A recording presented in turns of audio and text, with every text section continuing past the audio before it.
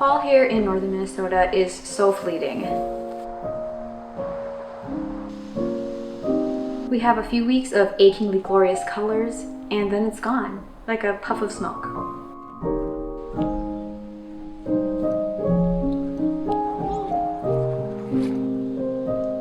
Something that helps me savor the season is a cozy, comforting breakfast. Today I'm going to share 3 autumnal breakfast ideas with you. I hope these help you delight in the fall season this year. First, let me introduce you to Pear Dutch Babies. This is such a yummy way to use up any pears that you might have sitting on your counter or languishing in your fridge. The beauty of this Dutch baby is that it helps to disguise a pear that isn't quite perfectly ripe. If your pear is a little too hard, it will soften in the oven. And if it's a little too soft, you won't really notice once it's encased in butter and eggs. It will all meld together into a beautiful breakfast. Start by preheating your oven to 425 degrees Fahrenheit and placing 3 tablespoons of butter in a 9-inch oven-safe cast iron or enameled cast iron skillet.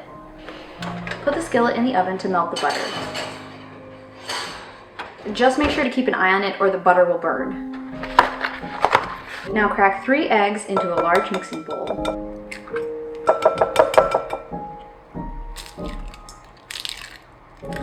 Add half a cup of milk,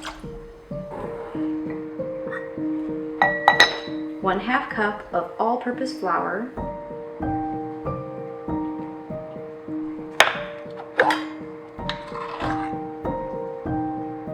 1/4 teaspoon of salt, and half a teaspoon of pure vanilla extract. Whisk everything together really well. The more you whisk the batter, the higher the pancake will puff up in the oven. By this time, the butter should have melted, so remove it from the oven. Core a pear and cut it into thin slices.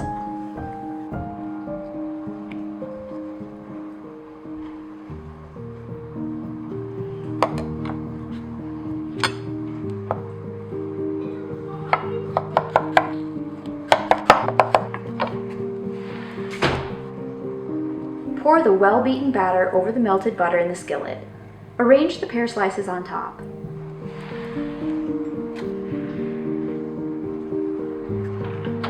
Slip the whole thing into the oven and bake for about 15 to 20 minutes or until the pancake has puffed up and is deep golden brown. Cool for a few minutes before slicing and serving. I suggest serving this with a cup of tea to up the cozy factor even more.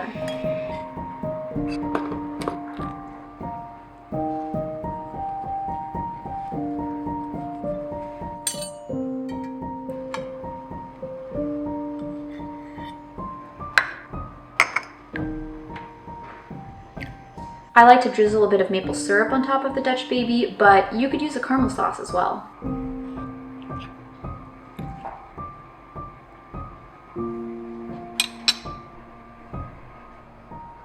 Next, I'm going to share my recipe for pumpkin pie baked oatmeal.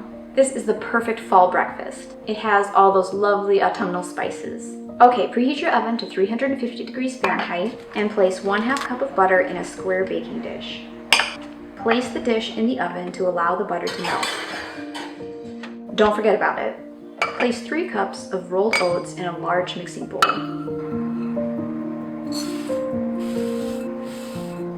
Add 2 teaspoons of baking powder,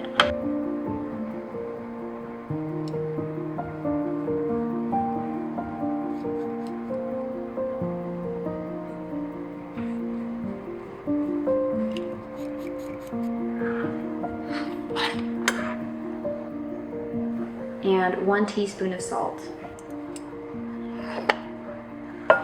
Mix with a wooden spoon. Set that aside. Measure out 1 cup of pumpkin puree in a large measuring cup.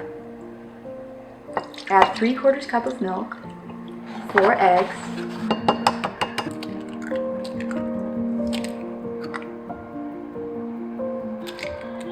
half a cup of maple syrup, and 2 teaspoons of vanilla extract.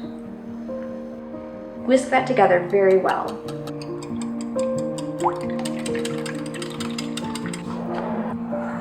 Oops, I forgot to add the 2 teaspoons of pumpkin spice to the oats earlier. It's kind of important.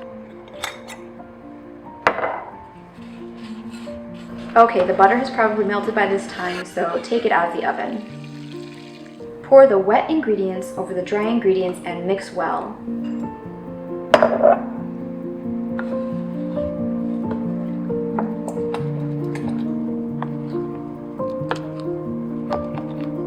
Pour over the melted butter in the pan. Mix with a wooden spoon until the butter is somewhat incorporated, but there's still some unmixed around the edges. This seems a bit strange, I know, but trust me, this is how my mom made baked oatmeal growing up. Now place in the oven and bake for 25 to 30 minutes, or until the edges are crispy and the oatmeal seems set.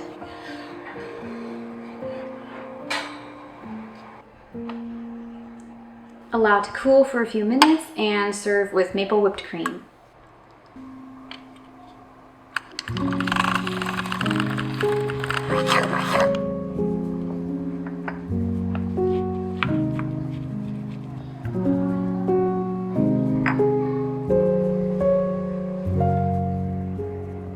A sprinkle of pumpkin pie spice on top is a lovely touch. For my final fall breakfast idea, I have this lovely Brie and pear toast. I baked up a loaf of my whole wheat sourdough sandwich bread, except I substituted bread flour and all-purpose flour for the whole wheat flour, so it's not really a whole wheat sandwich bread anymore, but it still made a delicious sandwich loaf. Whatever bread you'll be using, place it in the toaster to get warm and crispy. Let's talk cheese for a second. You could use Brie like I did, or you could substitute cream cheese or goat cheese. While your bread is toasting, select a delicious looking pear. Star Crimson are my absolute favorites. They seem to ripen really well on the counter. Anyway, core your pear and cut into thin slices.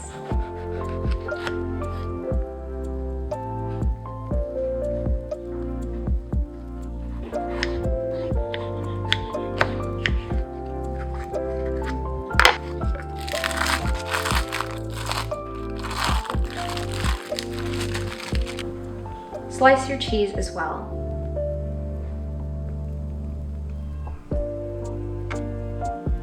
After your bread is ready to go, spread it with some butter. Arrange the Brie slices on top. And drizzle or spread some honey, if your honey is thick like mine, on top of the Brie. Arrange the pear slices on top of that. Now I think that this pairs really well with a matcha latte. And to learn how to make the matcha latte that I drink nearly every morning, make sure to watch this video next.